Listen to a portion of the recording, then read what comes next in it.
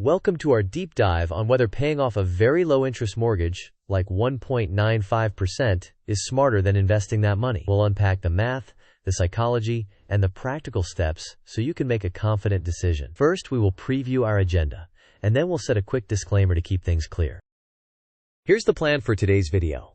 We'll start with the guiding rule, comparing your mortgage rate to expected investment returns. Then we'll explore why the investment route often wins when mortgage rates are very low.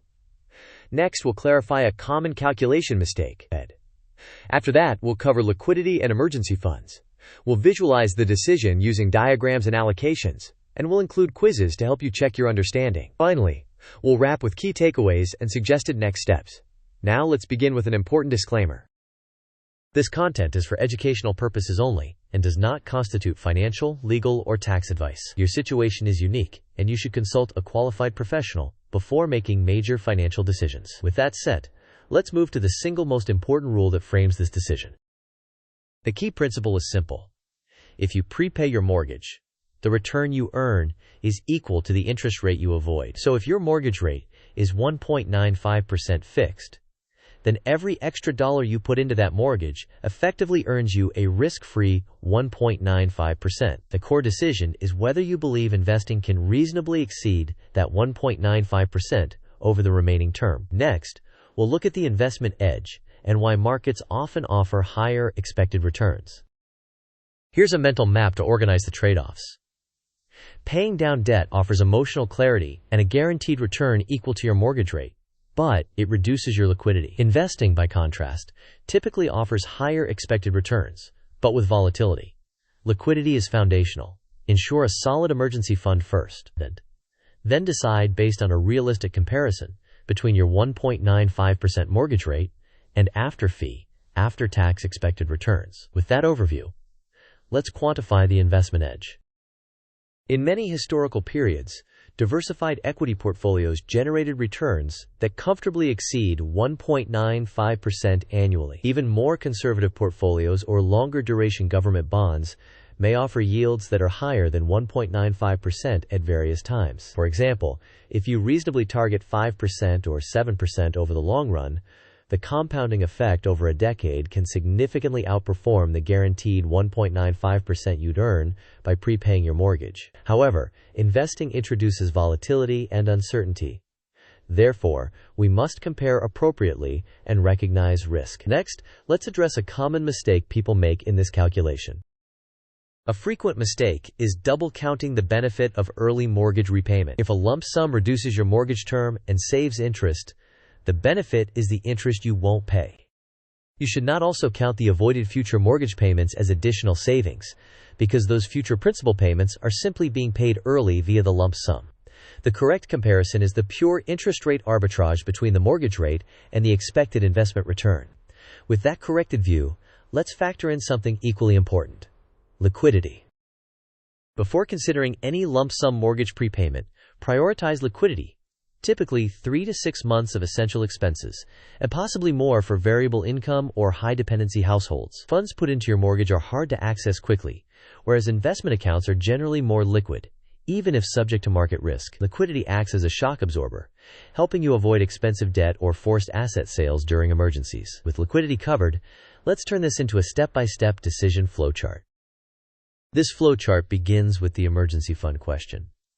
If you do not have 3 to 6 months of expenses saved, the first action is to build that buffer. If you do, the next step is to compare the mortgage rate to your expected, after-tax, and after-fee investment return. If your mortgage rate is greater than or equal to what you can reasonably expect from investing, consider paying the mortgage down. If your rate is lower, investing spare capital often makes sense. The flow adds important side checks.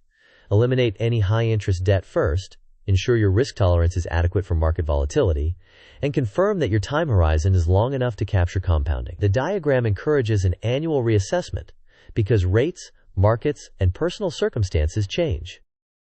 This table compares the 10-year future value of $10,000 at various annual returns. Treat mortgage prepayment as an equivalent risk-free return of 1.95%, not as cash you can withdraw.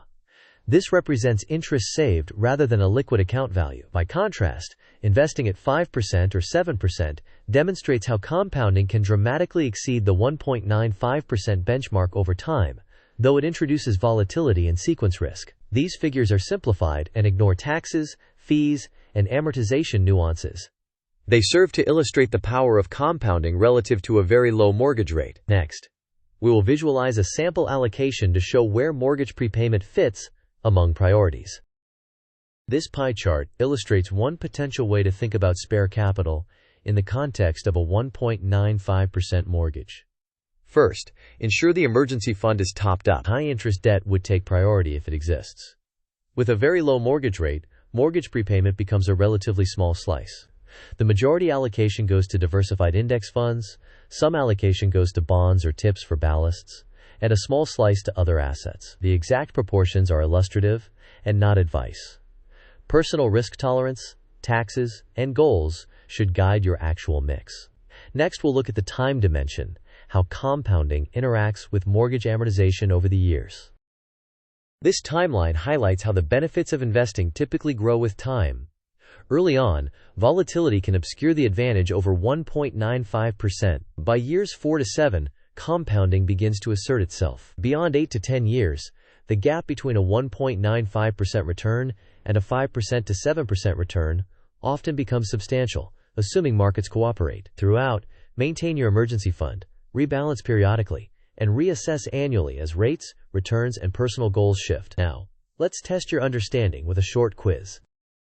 Question: if your fixed mortgage rate is 1.95%, what is the guaranteed annual return you effectively earn by making a lump sum prepayment? Options: 1. 1.95%. 2. 3.90%. 3. It depends on your credit score. 4. 0 because payments are the same. You may pause the video now to think about the answer. We will discuss the answer in the next section of the video. The correct answer is 1.95%. The guaranteed return on a lump sum mortgage prepayment equals the mortgage interest rate you avoid. In this example, the risk-free return is 1.95%. Question: before considering a lump sum mortgage prepayment, what should you prioritize? Options: 1. Maxing out mortgage prepayment first. 2. Building an emergency fund and clearing high-interest debt. 3. Timing the market perfectly. 4.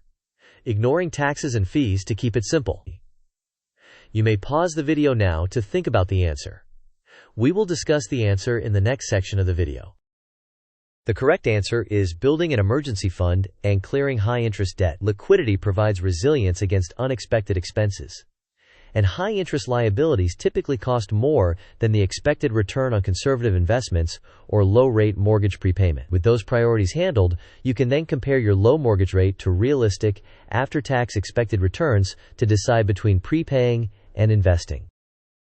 On the investing side, the advantages include higher expected returns and better liquidity. The trade-offs are volatility and behavioral pitfalls that can lead to poor timing decisions. On the prepayment side, the benefits are a guaranteed return equal to your mortgage rate and operational simplicity, but the drawbacks include illiquidity and the opportunity cost of potentially higher market returns. With both sets of pros and cons laid out, let's capture the key points. These are the key takeaways. 1. Your prepayment return equals your mortgage rate at 1.95%. That is a low benchmark. 2. If you can reasonably earn more than 1.95% after fees and taxes, investing frequently offers better long-term outcomes. 3. Avoid double counting. The benefit of prepayment is the interest saved. 4. Prioritize liquidity by maintaining a robust emergency fund. 5. Reassess annually, because macro conditions and personal circumstances evolve.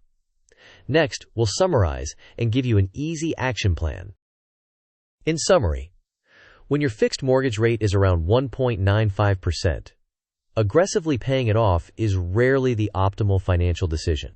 Consider the mortgage as low-cost leverage while deploying your capital toward higher expected returns, provided your risk tolerance and time horizon are suitable. Keep your emergency fund strong, automate contributions, and rebalance thoughtfully. Use a clear decision framework and revisit it annually to remain aligned with changing conditions.